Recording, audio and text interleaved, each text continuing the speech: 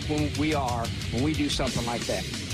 What's up, fight fans? This is the Combat Connection live on the Cageside Press social media platforms. I'm your host, Brett Cagle. That's Eddie Law, and we have a loaded show for you today. First, Eddie, let's get into UFC 313 from last weekend. We have a new light heavyweight champ. Magomed Ankalaev was able to win this one. Unanimous decision over Alex Pereira. What did you make of his performance? He did attempt takedowns, like we mentioned in our last show, but was unsuccessful on his 12 attempts. I was impressed with the takedown defense of Pereira, but Ankalaev really made him fight off the back foot the entire night. That forward pressure proved to be enough. What did you make of the new champion's performance? Bro, that fight was happening. It was like 10:30 or 11 o'clock here in Arizona. I was bored out of my fucking mind. Holy shit. Magomed, Big Ank time? But that's what we should expect from Big Ank time? Come on, dude. You can't bore me to fucking tears and expect me to give a shit about your title reign. Come on, man. That's the reason we love Alex Pereira. Because whether or not he went to decision or got a knockout, that shit was fun. Instead, you're over here just like, okay, I'm going to shoot. I'm going to hold you on the fence. Hold me. Now, he didn't do it like Merab did, right? Merab shoots over and over again. But the reason that works is, he's hilarious. And two, he shoots like a maniac over and over and over again. You're like, hey, he's going to get this one. It becomes a drinking game at that point. So the constant gas tank. But with Ankalaev, it kind of reminded me a little bit of Bilal Muhammad. You know, everybody's so excited about the English striker, Leon Edwards. He's so explosive, knocked out Usman. Bilal really goes in there, makes him fight off the back foot, mixes his takedowns, and that in turn opens up his striking on the feet. Kind of similar situation with what we had with Ankalaev last weekend. And somebody was posting on Twitter that, you know, the divisions are now with boring champions. We've got Dricus, we've got Bilal, we've got Magomed Ankalaev. Do you think not having a big star in the UFC is a significant problem moving forward? Yeah, dude, you got to get people to give a shit, right? I mean, think about it. So anyway, you made my whole point for me, by the way. As soon as you mentioned Bilal Muhammad, again, I actually like Bilal Muhammad. Why? Because he talks, he can fight, he says what he's gonna do, and he backs it up 100%. Dude's fucking, he's cool in front of watch. For hardcores like us, 100%. Me, I'm wearing my casual hat on. Come for the rest of the show, and I'm gonna tell you how the casual fan thinks. Magomed Ankalaev, boring. Bilal Muhammad, piss boring. Merab Dvalishvili, hilarious, fucking boring. Who else you want? Oh God, don't start me on Juliana Pena. No, you're a Chicago boy, but I'm sorry, boring. Yeah. So a lot of people don't know about Pantoja. We like watching him, but why? Yeah, and again, Pantoja is actually fun. You know what he does? He stands and strikes, and he takes what you give him. He doesn't try to force the takedown over and over and over and over again when it's unsuccessful, right? Featherweight and lightweight, though, I do think that featherweight and lightweight are about the best spot that they've ever been. Is lightweight where it is, where Khabib and Conor was, maybe not necessarily, you know, star power wise, but across the board, great fighters. And these guys like Justin Gaethje, who we're going to talk about here in a minute, and Dustin Poirier, this old guard, is really turning back these new fresh faces like Rafael Fiziev and Benoit Saint Denis from coming over and taking, you know, claim to that top five. So, you know, there are still some exciting fighters with, you know, backgrounds that we know and care about like Gaethje, but some of these names at the top like Ankalaev and Muhammad, I just don't know how many pay-per-views they're going to be able to sell, especially to the casual fans. And that's the thing. I think we got to start giving a shit about their money, okay? Because that's the thing. That's an argument that always pops up with anything.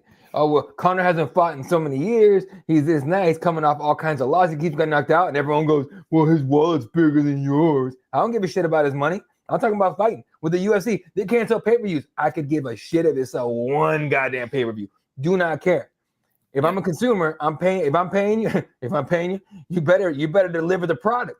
You're not delivering with Magomed Ankalaev as champion. And it's probably a lot of the reason we see these illegal streaming sites come up, and that becomes such a big deal, is because people don't want to shell out that $80, $75 pay-per-view price for people they don't necessarily know the stories to, and they don't care about. It's kind of like Vladimir Klitschko. When Vladimir Klitschko was the heavyweight champ in boxing, he could have been great. You know, he could have beat all these guys and done everything that he did, but no one really cared at the end of the day because there wasn't a story to tell. And I feel with a lot of these guys, yes, hardcore fans like me and you are really going to appreciate the Bilal Muhammads and the Dricuses and the Magomeds because they are the most well-rounded fighters on the planet. And Magomed Ankalaev proved that on Saturday night. It's not just about being an elite striker. It's, you know, being able to mix it all together. Now, he was able to do that without landing a single takedown. Were you impressed with Pereira's takedown defense? And honestly, if someone told us before the fight that Ankalaev's not going to land a single takedown, we probably would have thought that Pereira was going to be the winner. Yeah, I think I'm more impressed with the fact that Ankalaev could scare the shit out of Pereira on the takedowns. Okay, Pereira was so worried about getting taken down that he fought like shit. Look, first of all, folks, and again, I'm gonna take my casual hat off for a second. That is part of the game, the mental. Hey, I can take your ass out when I fucking want to. What are you gonna do? What's up? What's up? What the feints are about? It's about putting the fear of I'm gonna take your ass down, and you know that I know that you know that I know that you know that I know that everyone here knows. If I want to, I could put your ass on the ground whenever the fuck I want to. That's what Pereira had in his head the whole time. He mind fucked himself. Yeah, and when he starts thinking about the takedown, that's when you start getting hit with that left cross that we saw that stumbled him. I mean, that was a big shot. I thought he was going to be able to get him out of there, but obviously the bell sounded. It was at the end of the round. We've talked about some of the storylines in this fight. Let's get into the statistics officially by ESPN here. Total strikes, 127-97 in favor of Ankalaev. Head strikes, 36-11, also in favor of Ankalaev. He was 0 of 12 on takedown attempts, but did have 5 minutes and 42 seconds of control time against the cage. How did you have this one scored, Eddie? I did have it 49-48 for Ankalaev. I thought it was 2-2 going into the fifth round. I thought that a lot of the cage control, that's something that we used to see in the past. A lot of guys like Josh Koscheck, a lot of guys like Johnny Hendricks, they would implore that against the cage type of boring or style, but it's kind of odd to see it succeed at this championship level. I think that has a lot to do with the one-dimensional aspects of Pereira's game. Yeah, I think I honestly think skills, strategy, and game plan are out the window. Okay, that dude's been doing too damn much, and I'm not talking about the traveling. I'm not talking about he goes over here because he trains. He takes his whole team with him everywhere he goes, and then wherever he goes, he trains with whoever's there. He doesn't care. There was that video of him in Cayo Bahio training, right? So it's not that he doesn't train. It's that he's been doing too damn much for so long in such a short amount of time. I get it. You're trying to maximize. He's overtrained? I think he's overstimulated. I think he's overworked. I think he's overtrained. He's over everything. He's put over everything. He's over everything.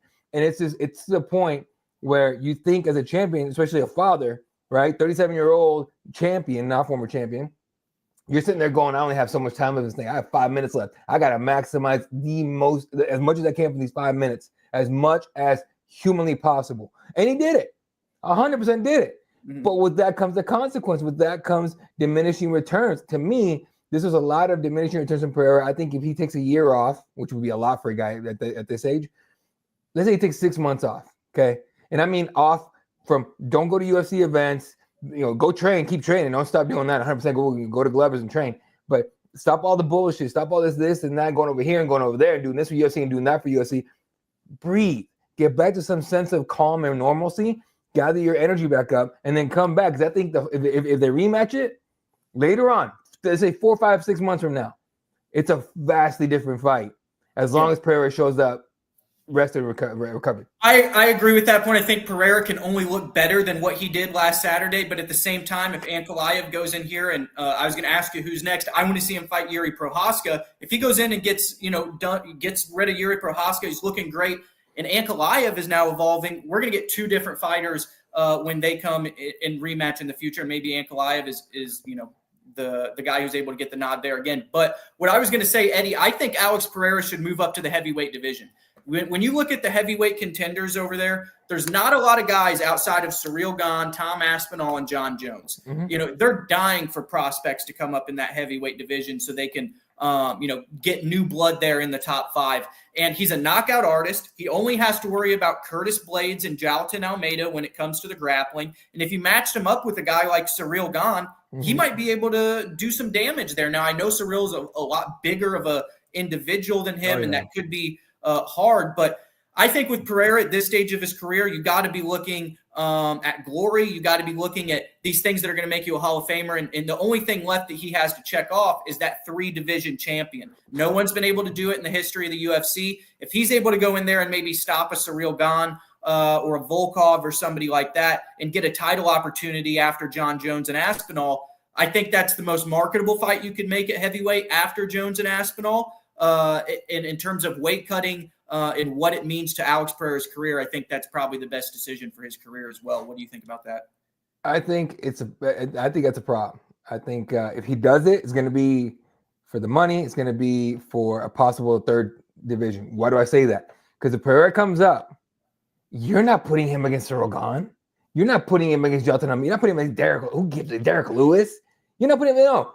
And Alex Pereira only fights Johnny Bones or Tom Aspinall. Yeah. Nobody else. That's it. Okay. I'm not. If I'm Dana White, Sean Shelby, Mick, everybody, Hunter. Hey, Alex, you want to come with the heavyweight? Cool. But no, Alex calls me. I want to go with the heavyweight. Cool. You got Tom or John. So wait till the winner of that one, and we'll call you back. Oh, but I want to have anybody. No, we're not fucking doing that. Okay, because we need you to go back to 205, get rid of this asshole, and make 205. I hate to say it this way. Make 205 great again. You got to do something like that. Okay. I hate to say that. Yeah. Because Alex goes up there. He's not. A lot of people are thinking, oh, he's gonna make heavyweight's gonna be awesome with him. No, he's not. He's gonna fuck up. It's gonna be awful. It's gonna be terrible. Okay. There's weight classes for a reason. He does have generational power. His power can translate.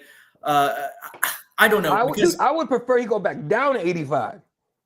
I prefer that. Yeah, and he's kind of talking to Dricus. I don't know how hard the weight cut is at 185 pounds, but I want to see him fight the winner of John Jones, Tom Aspinall. I think okay with that. If it's Jones, he beats Aspinall. Maybe we don't ever see him again.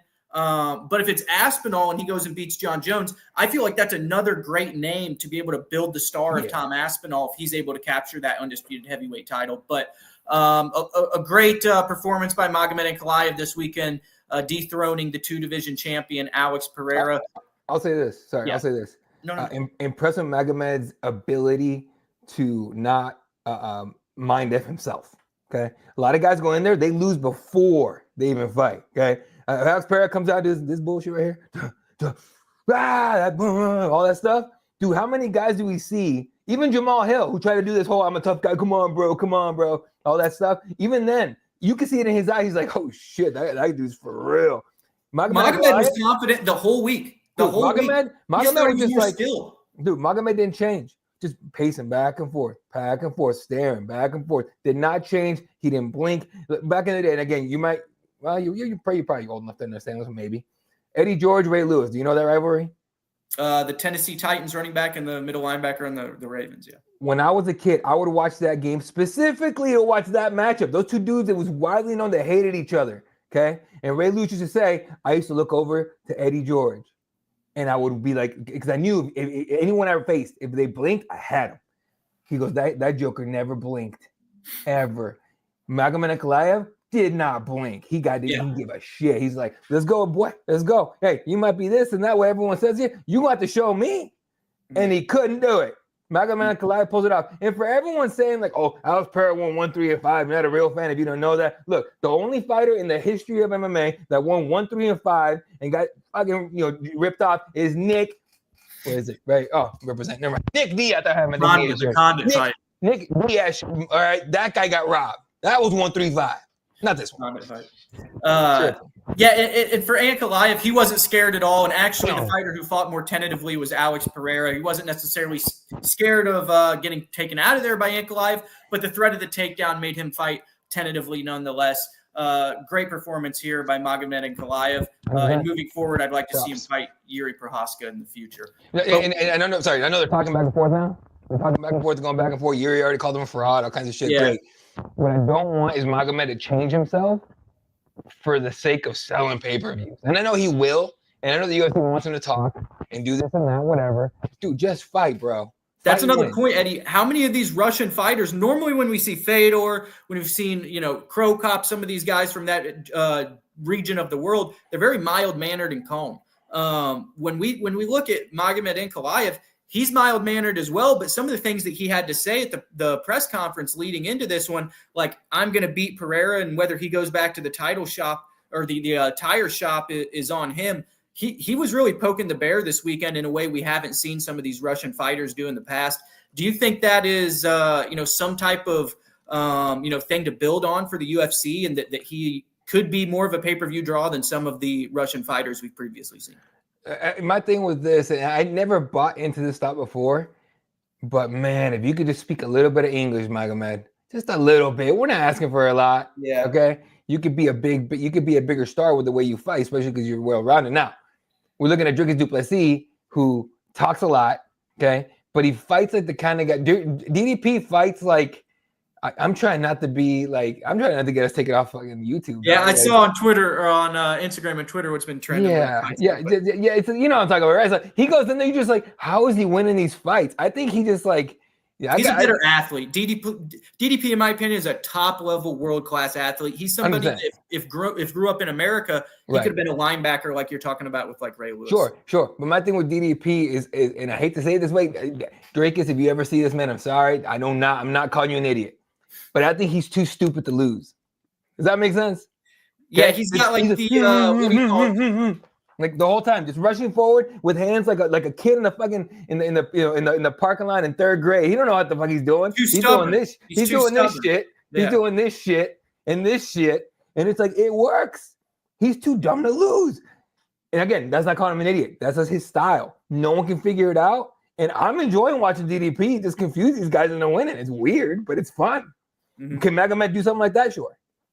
Yeah, that's what I think so too. Maybe not an immediate pay-per-view star in the future, but he's going to have some fun matchups on the horizon, potentially against Yuri Prohaska. Give me the co-main event here. We do have two entertaining fighters, Justin Gaethje and Rafael Fiziev, meeting for the second time. Justin Gaethje was able to get his second unanimous decision victory over Rafael Fiziev on just 12 days' notice. To me, Eddie, it looked like this. It was kind of the same as the first fight. Fiziev went out there and won the first round clearly, in my opinion. Yeah. He came out there, really hot, throwing leg kicks, good knees to the body in the clinch. I thought he beat Justin Gaethje, fair and square in the first round. From midway through round two, actually through the time Justin Gaethje landed the uppercut in round two, he looked like a completely different fighter. The gas tank was gone. It looked like he didn't really know, what he was doing in the cage. His footwork didn't look the same. He wasn't going for the same spinning creative kicks that he was early. That actually he hit Gaethje with a head kick there in that first round. This was all action throughout the fight. One knockdown scored by Gaethje with that uppercut in the second.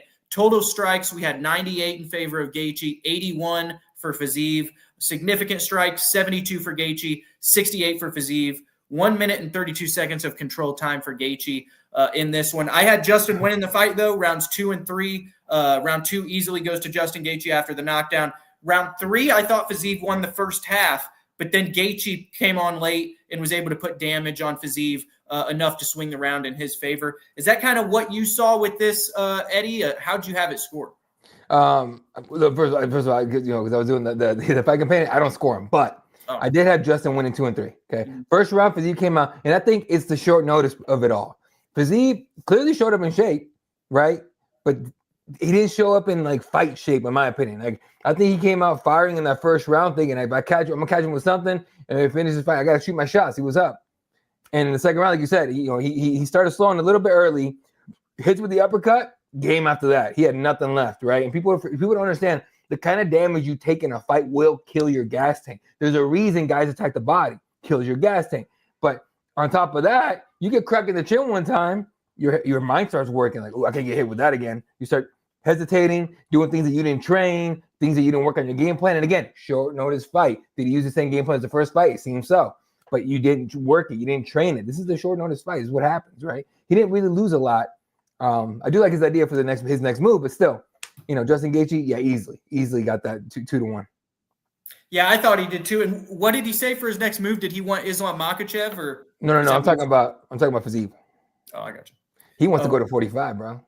That's what I was watching it with some buddies on FaceTime, and I was telling him, I was like, this guy's 5'8". If he was at 145, he would be a killer, man. Could you imagine him with Gene Silva, with Josh Emmett, with some of the guys, Diego Lopez, Brian Ortega, all those guys, Pitbull and Yair? Now that division is just stacked and on fire. You add Rafael Fiziev's name to it, that would be a great addition to the featherweight division. But, and the weight could be rough. The weight could be rough, but I think it would. He could do it. Now, as far as Justin goes, he calls for Islam. You got people out here coming out the world. Give it to him, man. Look, we're in this time where, like, it's happened many times in other sports. This is one of the first. No, this is probably like the second time it's happened in MMA. Right? It's in the UFC, where you see this massive changing of the guard. When he first started, it was Ty, Chuck Liddell. It was who's the big headed dude that lost his mind, can't speak anymore. Fucking Tito Ortiz.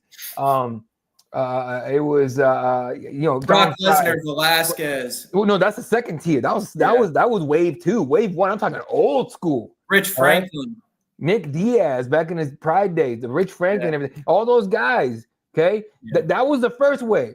Okay, suddenly the Canes came in, the Brocks came in, the BJ Penns, the GSPs, the Anderson Silvas. Those guys are the second wave that came in. Okay, it's like in the NBA, Jordan was gone, and came Kobe. They can't get this third wave out of there.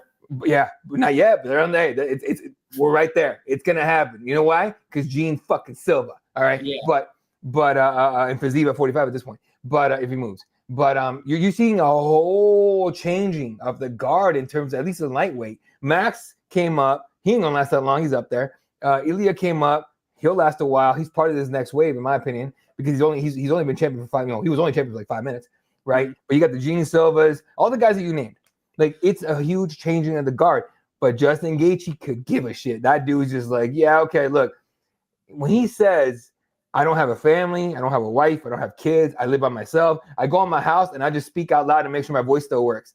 He is about this life. That's why he's lasted so damn long. You know who isn't about that life? Michael Chandler, who's 2 and 4, 2 and 3, 2 and everything in the UFC. And for some reason, people in their heads still think he's some kind of like contender. He's not. He's not. Let it go. Okay. I think he loses to Paddy Pimblett. Actually, he's a betting favorite in that one. Well, but, if he loses to Paddy Pimblett, it'll be a mercy kill for us. Okay, I'm sick as shit of Michael Chandler and everyone going in there going, "Oh, he could definitely win. Yeah, he could win. Oh, he could be champion. No, he can't." That's the thing about him, though. He is so athletic and explosive. He can win any fight, but it's whether he's going to his gas tank, his fight IQ. There's just things that keep him from. He lost that shit when Charles Oliveira, bro. Charles Oliveira make him look like a fool. He made him look terrible last fight, and Charles was laughing. Yeah, definitely. But in terms of Justin Gaethje, great win for him. Oh, massive. Give him Islam, please. Please. Yeah, I think he gets Islam. Exactly. That's what I was about to say. You got to have the All-American guy in Justin Gaethje. The whole fan base in America is behind him versus the Russian #1 pound for pound. It's the Rocky story.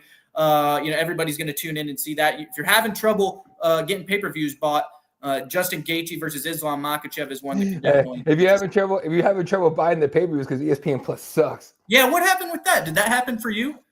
Was that a problem for you? No. Happened for everybody, but not for some reason. Somehow I didn't get that. The funny thing about it is that I didn't care. I thought it was and a lot of people are like, "Oh, this is weird," whatever. It's not. ESPN Plus has had issues forever. There's been times where I've been talking to people like, "Hey man, is your stream still working?" Like I had the pay-per-view, I bought it, whatever. All right, and they'll be like, "Is it working for you?" I'm like, nah, it's been real choppy. He goes, "Yeah, dude, I switched over to an alleged stream over here, and it's way better." I'm like, wait a minute, you left a legitimate purchase because it was better on the stream? He goes, "Yeah, pretty much." And I'm like, ESPN, what are you guys doing? Okay. Now, did you hear what Brendan Schaub said? That's what I'm getting to. Contract negotiation. 100% what I'm getting to. He goes, I think it was on purpose. I think ESPN doesn't give a fuck about the UFC. You know what I think? I think he's fucking right. I think they're seeing that in COVID, when this thing blew up 60%, whatever that bullshit number that Dana White keeps throwing out there, we can't even verify. He just makes shit up at this point. I mean, Power Slap's bigger than the NFL. But, I think that 60%, whatever it is of growth, ESPN's eyes were huge when it happened, right? Like, oh, fuck yeah, there's a new big thing. Let's go, blah, blah, blah, whatever. They signed that contract. Minimum so many events, which is how we got the Apex events, folks. Okay, you want to get mad at somebody? 50 events a year, whatever it is. You want to get mad at somebody about the Apex? Call ESPN. Okay, and so they do all that. Okay, and then suddenly NFL comes back, full speed, full force. College sports, NBA, MLB, which I can't watch for too long unless I'm at the game. But hockey, everything comes back to full. You know what happened? You know what happened to juggernaut as it was. You know what happened to specifically the UFC? Slowly coming down. It didn't tank, not like the PFL and Bellator and all that, but it didn't tank. But it was like, okay, it calmed down. They're not seeing the return on their investment anymore. No, and one of the things is I think that they have an exit strategy. The exit strategy is the PFL, the other promotion that's signed under their banner with ESPN Plus already. So if the UFC goes just like the WWE did and goes to Netflix, they basically sit there and say, all right, well, now we can put the PFL people on First Take without pissing Dana off. We can do all these things that people kind of complain at the PFL for not, like we have complained at the PFL. Maybe that Dana blocked some of those situations. We saw Dana on First Take last week. You know, he was sitting down with Stephen A. Smith talking about a variety of different topics. Why doesn't Don Davis get that same airtime? I think that it's a pretty obvious reason. Possibly, but at the same time, even if the UFC leaves and it's just PFL, the only MMA show on ESPN Plus, Don will find a way to screw that up. Don't worry about it. Hey, he may. But I'm sorry. All right, but moving along the card, we had another lightweight contest. This one between Chicago's own Ignacio Bahamondes and Jalen Turner. Both of these guys were lengthy, athletic, 6'3" strikers. Jalen Turner was able to get this one to the ground, but out of nowhere, Ignacio Bahamondes catches him off of the bottom with a triangle choke. Eddie, we don't normally see this out of Bahamondes. He has 11 career wins by knockout. We haven't seen that many subs from him. How impressed were you with this new wrinkle in his game? And what did you make about Jalen Turner kind of hanging it up afterwards? I've been a big fan of guys like Daniel Zellhuber, Ignacio Bahamondes, Esteban Ribovics, to a certain degree, Nasrat Hakparat. All these guys that for some reason the fan base doesn't really buy into. Start buying into Bahamondes, motherfuckers. This guy is gonna be. He's already great. He's gonna be box office. Okay, he's exciting. He's fun. He's tall. He's strong. He clearly has all the skills. Right? He's got the charisma. Watch his post-fight stuff we talked about. He was like, I was scared myself, man. I don't know what the hell was going on. That was crazy, right? That kind of stuff. That was beautiful. The performance, perfect. Couldn't ask for a better performance out of Ignacio. Jalen Turner, please don't retire. Please do not retire. Go train somewhere else. Move Go up to 170. You're no. I think he needs to be at 170. Eventually. Okay? Give me 2 more fights at 155, but go somewhere else. Do not stay wherever you are. I want to see Jalen Turner versus Kevin Holland. I don't. I think that's a good fight. Both 6'3". Jalen Turner's been cutting his body down the whole time to get to 155. True. Athletic southpaws, both of them. Both of them are good, not great on the ground, have been submitted each before. I think that's a good fight, and I think it would force Jalen Turner. Like, listen, somebody's going to have to force Jalen Turner to get out of the mental space that he's been in since the loss to Renato Moicano. And the only way that's going to happen, in my opinion, is if he has someone like Kevin Holland in front of him who's shit-talking him and at the same time popping him in the face. And, he's going to have that drawn out of him, in my opinion. And I think Kevin Holland would be the perfect guy to do that. I think it'd be a good matchup, like I said, between two lengthy strikers who are also about 6'3". But as far as Bahamondes is concerned, what do you make of Bilal Muhammad being in his camp? And do you think some of Bilal Muhammad's grappling with Bahamondes in training is kind of paying dividends down the line here? Yeah. First of all, you just convinced me. Definitely want to see Turner go up to 170. I forgot how sleepy he looks at media day when he cuts weight to 155. He just looks anemic. Anemic. No, just up here though, like the cloudiness when he speaks, everything's. Yeah. Well, and I've seen him outside of camp. Like I've seen him outside of T-Mobile when he's not fighting. And I'm like, oh shit, Jalen Turner, what's up, dude? Hey, what's going on? He's like, live. I'm like, oh shit, he's alive. You know what? You're right. Go to 170, bro. Please go up to the 170. Go somewhere else. Go train with Bilal and Ignacio. Go to what is he? Where's he at? He's not at Extreme Couture. He's at I'm not. Let me check his profile. He might be an Extreme because he's at Carlson Gracie, Riverside, California. Get your ass over to Eric Nixick today, all right? Tell him, hey, I'm going to be 170. Please train me, okay? Go somewhere else, please. And it's not anything against where he trains now. It's that you outgrew it, quite obviously, because you're not improving at all. Now, Ignacio training with Bilal. Bilal, people don't understand that Bilal, all they see with Bilal is when he claps back at somebody, right? Because Bilal holds grudges. When you start with Bilal, he's not letting that go. Even if you stop talking about him, every chance he gets, he'll put out a tweet. He'll put out this post. He'll put out that post, right? But he's an awesome training partner. I never heard anyone say he was a bad teammate. No, he seems really loyal to Ignacio too. He was even on his cornering him on the fights previously before this, and always just putting him up on Instagram and stuff, and in interviews. He's got a fight. How good he is. He's got a fight coming up. He's a champion. He doesn't have to go corner homeboy. You know what he did? He went and cornered homeboy. That was beautifully done and great thing to do. So Keep Think training about how with that's Bilal. helping Bilal too. This relationship, Dude. because you got the lengthy striker Bahamondes, and look who Bilal's facing, Jack Della Maddalena, perfect sparring partner for him, just as much as he is for Bahamondes. That's 100% spot on, dude. Because it's who you train with, is the looks you can get and everything. Ignacio can be a great imitator for Jack Della. And Jack Della, as good as he is, I'm still picking Bilal over him in that fight. But I probably will be too. I mean, we saw him get taken down by some guys previously. Isn't he the one who struggled with Basil Hafez at one point in his UFC debut? I believe Basil Hafez showed up from the CFFC and gave Jack a run for his money in his debut. So there has been some cause for concern with the grappling there, and maybe Bilal Muhammad will be able to exploit that. But for Ignacio Bahamondes, is there a name at 155 that you really want to see him fight next? I think if I'm going to see him fight somebody at 155, I want to see him fight Renato Moicano. You stole mine, dude. That's what I was going to say. If it's not Moicano, shoot, I don't know. Is he ranked? Let me look up the rankings real quick. I think Moicano is just between 10 to 15 now. What's Ignacio? He was not ranked. So he's got to be ranked today, right?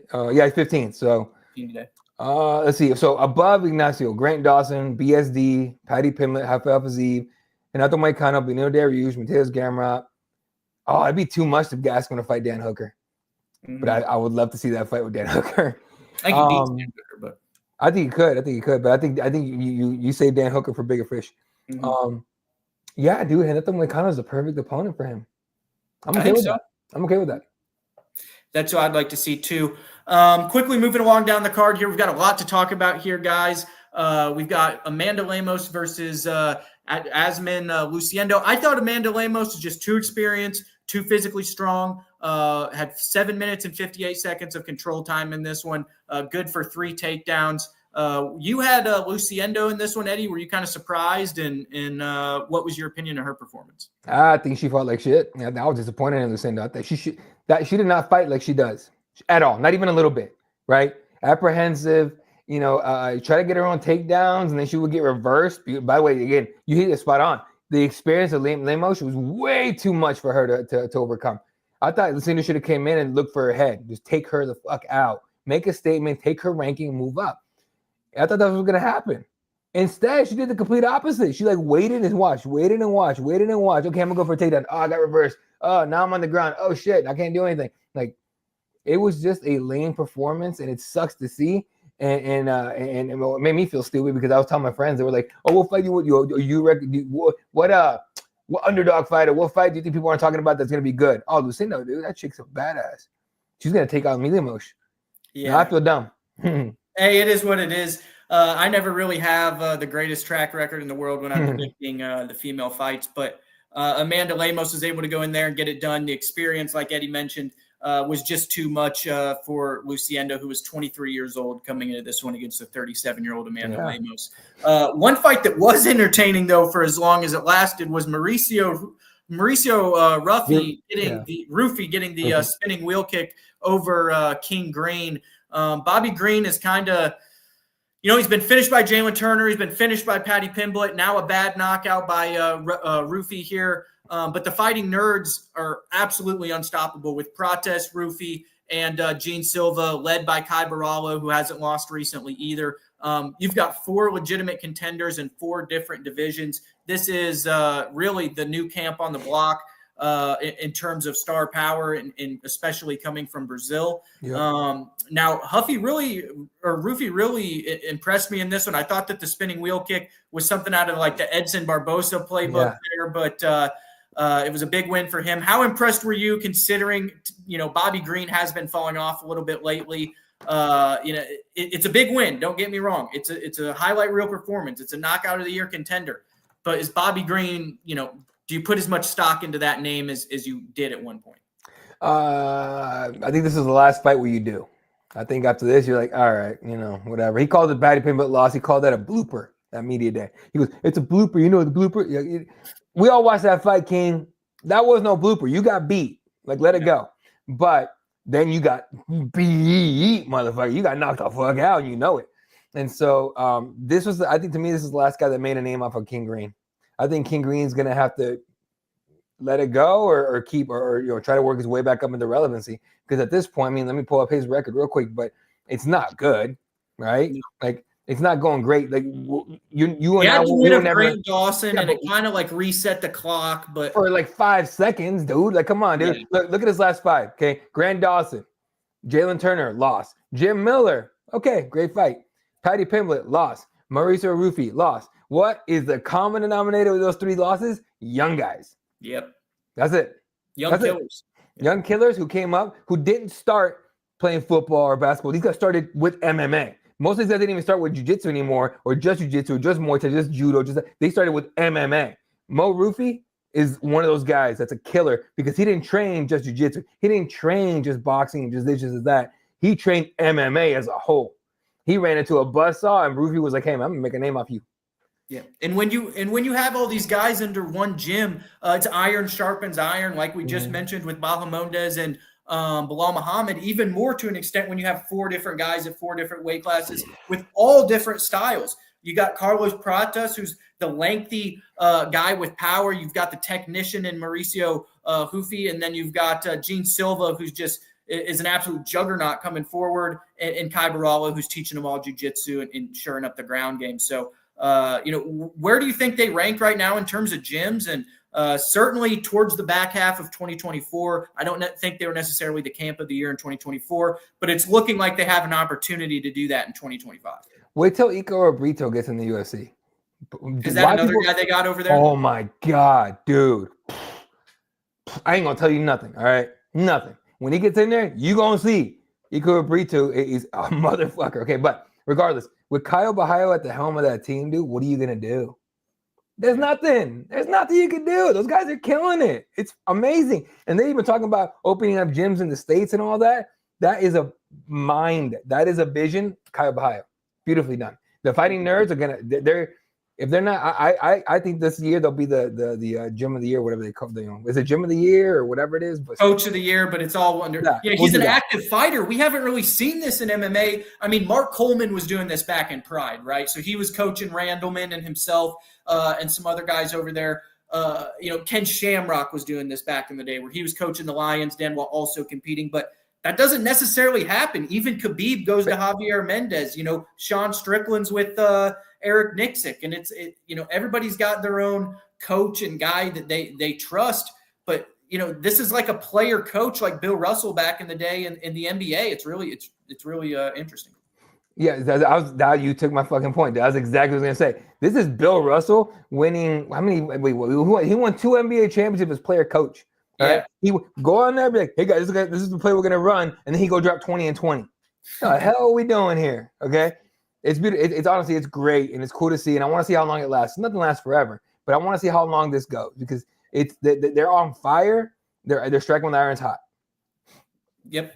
Certainly, and we'll have to watch out for who these guys get moving forward. Gene Silva obviously matched up against Bryce Mitchell, and they had that press conference last week. But moving along down the card, the prelims were a very good showing from Joshua Van, who was able to get a unanimous decision victory, getting the first loss of Rhea Tassura this weekend. 30-27s across the board in that one. I was really impressed by Josh Van. He defended the takedowns well, put volume on the Japanese prospect. And then we also had Bruno Ferreira, who overcame multiple fouls to armbar Armin Petrosian on the ground. No one saw that coming. Me and Eddie thought that was going to be a striking affair throughout the contest, but it ended up wildly going to the ground, and Bruno Ferreira was able to lock that one in. Who are your stars of the prelims, Eddie, and what'd you make of some of those performances? Joshua Van, because Ray Surya tried like how to take him down, and Josh was like, "That's cute, bitch." Yep. Okay. What else we got? Liao ran through Morona. Liao went through like he wasn't even there. Okay. Bruno Ferreira, great submission victory over Armin the Nut Shot Petrosian. This bullshit right here. Now I'll give him props. He did an interview today or yesterday, I think it was, where he goes, "Yeah, dude, when I fought you, without the fight, I thought I won. Then I watched it back. I think he won." He admitted it. I can respect that. I didn't like the way the first fight ended either. To be honest, the Ozzy Diaz one. I thought that Santos won that as well. And if you go look at You know, Verdict MMA, the worldwide scoring app. Yeah. They had two of the rounds at 97 and 94% for Santos, but had Ozzy Diaz winning one of the rounds at like 97%. And Ozzy Diaz probably did do more damage in that one round than Santos did in the other two. But it's ridiculous. But I think he did way more damage than Santos. But we can rewatch that one of these days and debate it if you want to. But look, fuck all that. I'm happy as shit. Ozzy Diaz got his first win. That dude was feeling the stress like a motherfucker by not getting his first win in his debut last time. So dude, I'm just look and again, a lot of people don't know about Ozzy Diaz. Please YouTube Ozzy Diaz. Look up who he is. Read articles about him. All right. There's a reason he came in with a lot of fanfare. So still. Yeah. And here's a comment. I think that they're alluding to Ankalaev not necessarily being a household name and that they don't watch fighters that they don't necessarily know. But if you're able to throw Ankalaev to some of these former champions like Pereira, like Yuri Prohashka, maybe he gets a contest with, Alexander Rakic or somebody else like that again and down the line. Obviously, he just builds his own name, but he's going to have to put on more impressive performances than what we saw last weekend if he wants casual fans to tune in. Sir. It makes me laugh. I don't watch guys I never heard of. 100%. I said the same thing when people kept telling me about MMA Guru, and now I know who he is, and I still don't watch. I don't give a fuck.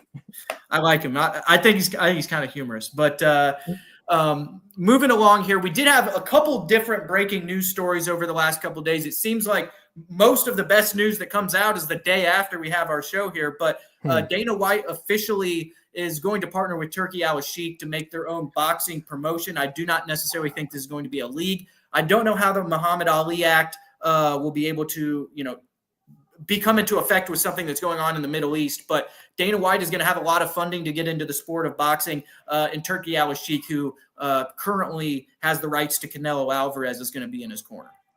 Yeah, don't worry about the Ali Act. This is a Saudi business. It's not an American business at all. Yeah. You don't have to worry about the Saudi Act or the Ali Act. Not to mention, Dana's got a friend in the White House that could be like, yeah, fuck all that. Yeah, exactly. And I don't think he's got to worry about any legislation. But at the same time, Eddie, there are a lot of promoters out there. Eddie Hearn, Oscar De La Hoya, Bob Arum. All these guys have a new Oscar. No, fuck all that. Oscar goes on and somewhere he goes, yeah, I'm a little offended. I don't give a shit. All right, go just bump it up, Oscar. That's what you do anyway. Okay, no, dude, who cares? Compete, bro. Look, don't get look. They've had this whole thing worked out between all the promoters. But we're going to keep playing this bullshit boxing game until the wheels fly. It's going to be great. No one's going to come in. Here comes a motherfucker named Dana White with a guy named Turki's money. It's going to change. He's going to change the game. How he does it, we don't know yet, but it's going to change the game. These guys better partner up because when there's a partnership like Turki Al-Sheikh and Dana, the guys over in Europe like Eddie Hearn and Frank Warren better partner together. They better become one. Ooh. When you're talking about Oscar De La Hoya, the first call I'm making if I'm De La Hoya is Bob Arum. Hey, Bob, I know we've had our differences. The landscape's changed. Yeah. We got to figure something out. These are legitimate business conversations that some of these guys are going to have because we know how Dana White plays. He's not coming in here to be number 4. He's not coming in here to take part. He's going to try and run you guys out of business and put you guys, and take your fighters. So put Homeway's comment first. I'll put this one up. Power Box is boring. That'd be great if that was the name. I think it'd be like TKO Boxing, but Power Box would be hilarious. But oh my god. Oh, Oscar, we never forget, dog. Anyway, no, I don't think that's even gonna help him, dude. Eddie Hearn, or Oscar can call Eddie Hearn. He can call, he can call Eddie Hearn. He can call Bob Arum. He can call Lou DiBella. He can call Eddie Law. He can call Brett Cagle. He can call Jay Anderson. He can call Gabriel Gonzalez. He can call fucking everybody, and it won't matter. Okay, because this was gonna happen. What I predict is gonna happen within the next 4 years. Okay, Dana's gonna start plucking these young guys. He's not an idiot. He boxed. Okay, this guy was a boxing trainer for who knows how long in Boston for years. He's been in combat sports forever. These guys all know that, by the way. Okay, Dana knows how to look at a guy like Callum Walsh and be like, "Ooh, him. Get him right there. Give me him right there." He knows how to get these young guys. If he starts a league, a UFC style league with boxing, where you don't have to worry about, well, I got to go talk to Eddie Hearn. Oh, I got to go talk to Oscar. You want to fight? Oh, but you want this? Oh, okay. Well, you don't have to battle about whose logo goes where on the fucking ring, who gets how much money, who's the A side, who gives a shit, okay? If he starts a league the way the UFC is, all those guys are out of a job. You better become managers, motherfuckers, because it's over. Okay, because Turkey has Canelo, fair enough. All right, but whoever owns the rights to Tyson Fury, whoever owns the rights to Teofimo, to Terrence Crawford, to Errol Spence, to all these guys, Tank Davis, whoever owns the rights to them, those guys are going to age out, or those contracts are going to run out, or those guys are going to be like, you better pay me more. When they can't, Dana's going to be like, he's going to go get the next wave. He's going to go get the Bruce Carringtons. He's going to go get the Carmelo Motons from the Mayweather gyms. He's going to get all those young kids. And then eventually when, like you're saying, Earl Spence, Crawford, and some of these guys don't want to be with Bob Arum anymore. And who do you think has more money, Bob Arum or the TKO group in Saudi Arabia? The money's going to be where Dana's at. Come get this money, bro. Come get this money, Errol. Come get this money, Terrence. Come get this money, Tank. Hell, come get this money, Floyd. Yeah. And that's the thing, Eddie. There's another point, and I was trying to bring up. I don't necessarily think this is going to be like the UFC is the most competitive league, right? They want to see who the best champion is at all times. We just saw it last weekend. They didn't care that they had a star lose. The best guy is now the champion.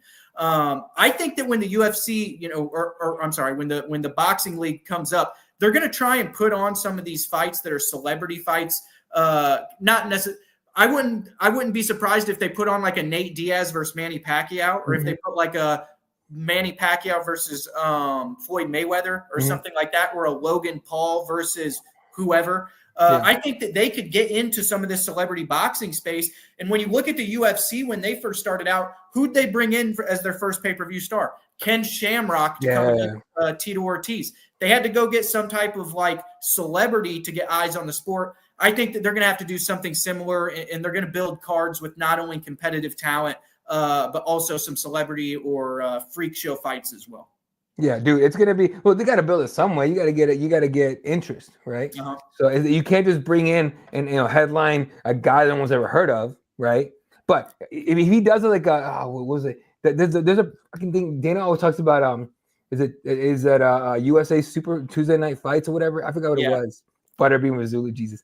Tito did duck Dana. You know that story? Yeah, the contract. Yeah, come box me. Dana trained, and he showed up, but Tito ghosted it. Yeah. I mean, it's a bad look for Tito. It's a lose-lose. You show up and get beat up, then, I think Tito knew he was going to get his face boxed off. We saw Tito box, 80 years later, but we saw Tito box Anderson, and Anderson put him down. Yeah, I did. Bad. Old ass Anderson. Yeah. All right, fight fans, we do have some other news, and then we're going to get into those picks quickly for the UFC Fight Night this weekend. But some news coming out of the PFL is that their second round will make a tour around the Midwest this coming June. June 12th, they will be at the Nashville Municipal Auditorium. And then moving next week, they will be at June 20th, they will be at the Intrust Bank Arena in Wichita, Kansas. And then finally, the last week of June, the 27th, they will be at the Wintrust Arena in Chicago. So you can go and get your tickets. Oh, they got Wintrust? They didn't have to go to the high school, the Highland High School auditorium, or Lake Forest High School fucking basketball court. Yeah. You didn't have to go to Indiana. Damn, dog, you pulled out Wintrust. Hey, all right, boy, let's go. Hey, hopefully they can get some more people than they did last time, but looking forward to this. They won't. They won't. You know what they're going to do? They're going to hire another fucking exec to wash toilets. Fuck out of here. Hey, put Dakota Ditcheva on the card. That's all I'm hoping. That's all you got to do. Yeah. Every fight, if you can fight every week, 100%. So that's kind of the news that we have for you guys. We have the big news from Dana White. We have the announcement from the PFL coming about their second round that will be in the Midwest, Nashville, Chicago, and Wichita, Kansas. Moving on to this weekend's Fight Night card, there is a card that we have between Roman Dolidze and Marvin Vettori. This is a rematch of a middleweight contest from last year. Yeah. Marvin Vettori picked up a controversial decision win. A lot of people thought that Roman Dolidze won that fight based on damage and pressure. But we're going to run it back this weekend in a 5-round main event between top 10 ranked middleweights. Eddie, for me in this one, I think I really want to know what the weight of Roman Dolidze is going to look like come weigh-in day. He was just at 205 pounds against Anthony Smith, picked up a win there. When he moves back down to 185, is the body going to be the same as it was? I think that he's going to win this fight. I thought that he beat Marvin Vettori the first time. Vettori necessarily hasn't been the most active fighter moving forward since then. Roman Dolidze has been in different divisions. I like his grappling. He's got heavy hands, uses pressure as well. Who do you like in the main event? And Do you think that Roman Dolidze will be able to get it done this time around? Yeah, Roman will win this fight. I mean, he's got to do whatever he did the first fight. That's it. Vettori got handled that last one. Honestly, I hate to say it, dude, because I watch every fight. You know that, right? Every card and everything. Yeah. But I do not care about this fight. A win doesn't get either one of these guys a damn thing. Literally nothing. They could be like a 10-second knockout for either guy, and it won't matter. They haven't built. Roman's coming off a win over Anthony, but he lost the one before that, right? I'm about to look it up. I got you, dude. So he's coming off the win over Kevin Holland and Anthony Smith. But Kevin busted his rib. But Kevin busted his rib. I hate to say I don't give him any fucking anything. But Nasruddin beat him up in a really close fight. Should have been Vettori. Should have gotten that one. Okay, whatever. But he had that sick calf slicer TKO versus Jack Hermanson. That was nasty. That was disgusting. Okay, but that was dope. The Phil Haas finish was dope. I think a shot could beat Kyle Dawkins. And what was the other one that I was like, what the hell is this about? Oh, fuck. It was way back in the... Anyway, forget it. So, again, his resume is not built enough to actually do anything with a win here. Yeah. Just keep on building, Roman, because you're going to beat Marvin. And then Marvin's going to run out like the guy from the Goonies, and that's it. You just can't gas, though, Eddie, because in that first fight, in the second half of that second round and the third, that's kind of when he slowed down. I thought he was still doing enough, but this one's going to be 5. Do you think the gas tank's going to come into play? Vettori does have a good gas tank. Yeah, but I'll give Vettori that. He's a tough dude. He gets a good gas tank. Bastard. A win gets in the main event of the prelims, 100%. So I want to see the winner fight Brendan Allen. That's what I want to see. I want Brandon Allen to take a 5-minute break. Just go chill, dude. Yeah. Chill Brendan was fighting Marvin Vettori. Yeah, he fought him in the casino. Yeah. I mean, that kind of sells itself if Marvin does get the win. But yeah, I guarantee if Marvin wins, Brandon's going to be on Twitter like, all right, bitch, do it for real now. Quickly, what are the odds in this one, Eddie? If you scroll down, Roman is an underdog slightly at online sportsbooks. That'll change. Yeah, we both like Dolidze this weekend. You guys can get your money in as well. Another surprise to me is the next fight. Ezekiel Zaleski dos Santos, a guy who has defeated Sean Strickland by knockout, went in there against Renat Fakhretdinov, the powerhouse Russian in the welterweight division everybody's scared about, went to a draw with him. This is a dangerous striker, Eddie, a very creative individual who throws spinning techniques, can throw flying knees, big right hand. We saw him beat up on Benoit Saint Denis as well. I don't think that I don't like Chitty in this one. You know, he's going to have a lot of length on him. Obviously, 6'3". He uses a good jab and leg kicks at distance, explosive southpaw striker. But I like Zaleski dos Santos in this one, and I like him by knockout. I like Zaleski in this one as well, by knockout. All right, he had that. Oh damn! Who did you have winning that Renat Fakhretdinov fight when he fought Renat back in 23? Yeah, with him. I think I did have it a draw because there was a point deduction in that one by a grab of the fence by Renat, correct? Right. Renat grabbed the living shit out of the fence. I thought Chitty should have won that, honestly. Yeah, that was close. So that was close, yeah. Yeah. So either way, but I'm with you. You know, EDS by knockout. It's just, the dude's too violent. I'm just hoping for a great fight. Yeah, I think it'll certainly be entertaining. Chitty goes in there and tries to stand and bang with everybody. So it'll be a good entertaining fight for fans. He's the underdog, plus 154. Yeah, and I thought that'd be bigger. That's what I was saying was surprising. I thought that Dos Santos would be at least 2 or 3 to 1 there against Chitty, but probably betting on the length there. Some of the odds makers why they're not making it bigger than that. But another fight that I think is going to be a blood and guts affair on this one is a lightweight contest between Kurt Holobaugh and Alexander Hernandez. Hernandez is a great athlete. Holobaugh is as tough as a leather boot, just comes forward no matter what. Came off the Ultimate Fighter a few seasons ago. Alexander Hernandez, you know, he's gone on these streaks where he's beaten Beneil Dariush by knockout, and then he's had bad losses to people that he should have defeated, maybe like an older Jim Miller and things like that. What do you think of this one, Eddie? Alexander Hernandez always comes in good shape. He is a good athlete. Kurt Holobaugh is tough, but not necessarily, you know, the most skilled or talented fighter. Yeah, did you ever hear the story of why Hernandez moved up to 155? I did not. He said that cutting into 145 made his dick not work. What? You guys said at me today. I couldn't believe. I was sitting there. I was like, what? Hey, other stuff does that too, and it's injectable. But Bro, you got Viagra, my guy. You could have done that. But anyway, no. You know, again, two guys that's kind of like they're just floating in the air a little bit. Kurt more than Alex, obviously, but it's just again, keep in mind, it's an Apex card. This is not going to be an exciting, you know, holy shit the whole night. But at 32 years old, Hernandez, coming off a win, snapping a 2-fight losing streak. He's had a rough run, right? Lose to Renato, lose to Billy Q, made Billy Q think he was the shit.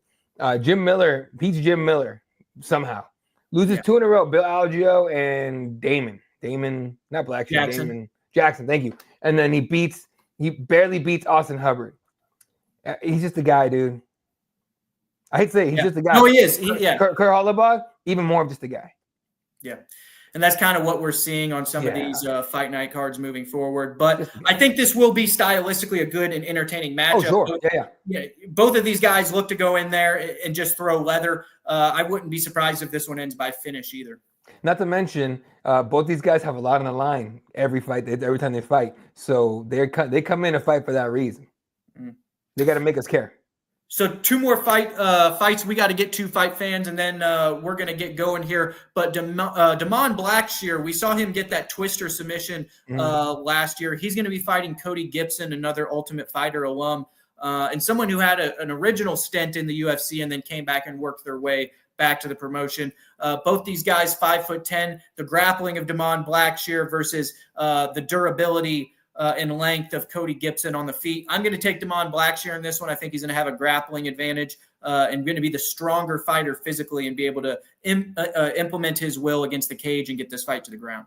How the hell you fight? How the hell you my height and you make 135?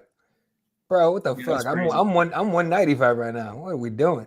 Both of them, 5'10" each. No, dude, I'm telling you, dude. People don't think, people call these guys bums and scared of this and scared of that. Like, they don't realize the war they have to go to with themselves just to make it the fucking fight night, dude. I know. Anyway, but regardless of that, Damon Blackshear should beat the living shit out of this dude. Like, it should be rather easy. Okay. Like, look, he's the last guy to beat Cody Stamen before, Cody got cut by first round RNC. I think it's Apex, I'm not sure. He lost 2 in a row, but he was against Jackson and Mario Bautista, who somehow beats everybody. And then the twister against Jose Johnson was being a beauty. Okay, I expect a twister type, maybe not finish, but that kind of effort and that kind of performance against Cody Gibson, who himself is he's coming off. He's got like 1 or 2. He's got 1 or 2. He's got 2 in a row. I think he's got 2 in a row. Because I know he beat Brian Kelleher and Chad Angle, but two guys that are both a lot smaller than he is. Both of them are like 5'6", right. And Chad and Gallagher and Brian Kelleher. Try saying that 3 times. Both. Yeah, 100% right. So this is a big test for them for Cody Gibson. If Cody pulls this off somehow, suddenly we have a holy shit moment. Now he's not going to be like, oh shit, he's a contender. He's not. He's not going to be a contender with the win over Damon Blackshear. Damon Blackshear is certainly not going to be a contender with a win over Cody Gibson. But Cody could convince some of us here, especially the hardcores, that he's got something for us. So we'll see. Yeah, and why I'm taking Blackshear in this one largely is grappling, because when Cody Gibson fought Miles Johns, he was taken to the ground. For a large portion of that one. Johns is obviously a good grappler himself. I think that Damon Blackshear is on the same level of a grappler as Miles Johns. He's going to be able to implement his will in the grappling to get Cody Gibson to the ground in this one. But it should be a good contest between striker and grappler stylistically. One more fight that we got to get to is this heavyweight contest. Ryan Spann is moving up to the heavyweight division to take on Waldo Cortez Acosta. Cortez Acosta got a big win versus what's up, Eddie? Why the fuck is this fight in the prelims? I know. That's what I'm saying. These are 2 knockout artists. The former professional baseball player, Waldo Cortez Acosta, got a win over Robelis de Spain. Nobody thought he was going to be able to do that at UFC St. Louis. Ryan Spann had some trouble in the light heavyweight division, but is now moving up to the heavyweight division. He's 6'5" with that frame. I like the possibilities of him and his power at this weight class. I'm going to take Ryan Spann in this one. I think that he's a better athlete. I think he's more explosive. And if this one goes to the ground and Waldo tries to do what he did against Robelis Despain, Spann has multiple submission wins on his record, and we've seen him get Darce chokes and front headlock chokes to secure up submission wins in the past. So I'm going to take Ryan Spann in this one. Who do you got, Eddie? Ryan Spann decision. He won't knock as much as he could. I don't think he'll knock out Acosta. I think Acosta's going to come in throwing. Now, here's what's going to happen. Acosta's going to come in thinking, oh, he's coming up from 205. Let's knock him out. Throw heavy shit like he always does early on. Get tired.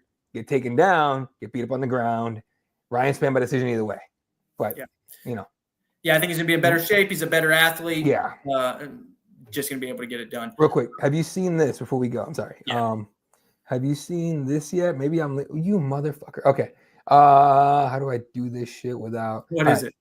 It is the PFL middleweight bracket. All right, let's see it. Let's see it. Let me pull it up for you. I gotta move a couple. Are they just coming out with this like right now? I just saw it right now. I think that they were having some type of show tonight. So Sadabu C and Dalton Rasta, we have interviews with them on our YouTube page each. They are going to be competing, fighting each other. Yeah, and they kept it quiet from us, but would have been good to know a week ago if. But at the same time, it'll be entertaining, and you can check out our interviews with each of them. Now, all right, we got Aaron Jeffrey versus Murad Ramazanov. Yeah. I'm really interested in Ramazanov. He competed last year at welterweight for the PFL, moving up to 185. He was the one championship middleweight champion when he competed over there and won.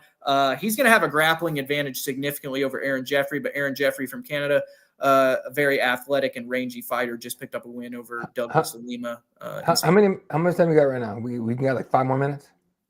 Yeah, we got like 5. Okay, because there's plenty of fucking brackets that he's got put out maybe 30 minutes ago. What's this? All right, so the first one you had. This is welterweight. Jason Jackson against Andre Crush. In the first round? In the first round. That's fucking insane. Wow, that's awesome. Storley Umlatov. Oh, God, Logan. God damn it. Okay. Well, shit. All right, fuck it. Let's break the fourth wall. What else we got? Featherweight. Ooh, Jesus Pineda against Adam Boris is good. That's going to be good. Braga and Islandu to start. Oh, PFL. You're lucky. Kennedy and Kabalayev. Oh, man. Hey, Kennedy and Kabalayev. Donnie, you're lucky as fuck we're hardcores and know what the hell who these guys are, because I guarantee you, Peralez over here, homeboy, he has no fucking clue who any of these guys are, okay? But Donnie, start telling homeboy right here who these guys are, please. Anyway, Braga's a dude. That's damn. All right. What do you think about that Kennedy Kabalayev matchup? Kabalayev's the guy who had that big knee, flying knee over Damon Jackson, won the $1 million tournament, and then last year didn't do it because he, just basically sitting on his money. But Jeremy Kennedy, we've seen him compete in Bellator countless times. Was a former top 5 contender over there. I don't want to watch that fight because I don't want to see Jeremy Kennedy die. Just saying. I like Jeremy, but I don't want to see him die. Bantamweight. Magomedov, Leandro Higo. Okay.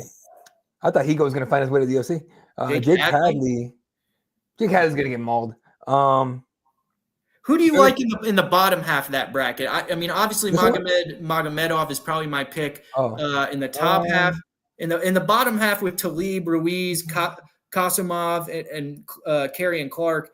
I haven't seen Kazum Kasimov fight as much. I'm going to have to research a lot of these guys, but I don't know who to pick in the bottom half of that bracket. I think the winner of Magomed and Leandro is going to win the whole thing, personally.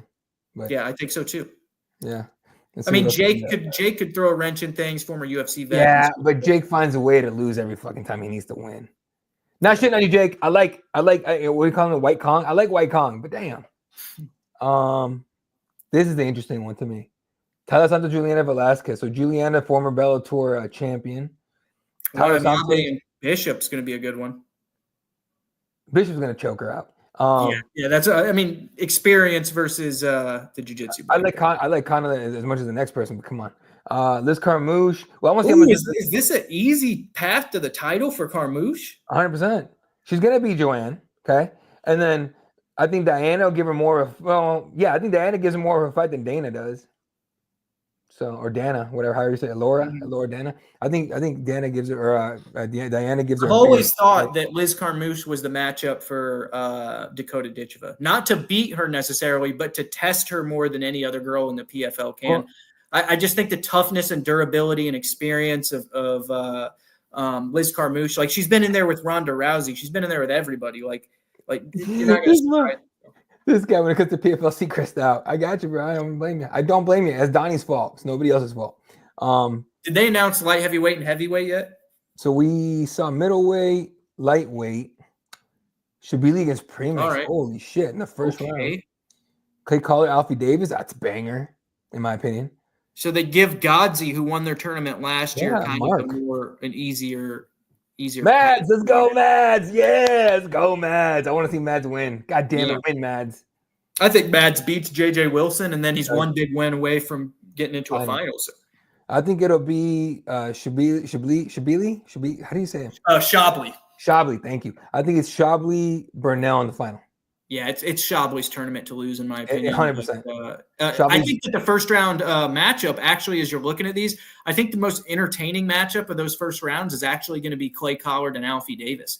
Alfie Davis, man, when I saw him in Sioux Falls, he's very technical. Yeah. You know, he's fast as they come. And Clay Collard, obviously very durable, a former ESPN Friday Night Fights boxing competitor, and you know, is a all entertaining action fighter. So let's see. They don't have the other ones out yet. They're releasing it every. I guess some intern just hitting shit on a timer or something because they don't have the other ones out. So, well, I guess we'll talk about it next week. But either way, that was kind of cool to like just be on Twitter for a second and pop up. Yeah, that's awesome. Get some breaking news. Let's go, Mads. Let's go. So that's what we got for you guys this week. We'll be back next Tuesday. We'll talk everything from UFC Fight Night, Vettori versus Dolidze, and bring you guys any news that breaks over the weekend and into next week. Thanks for joining us.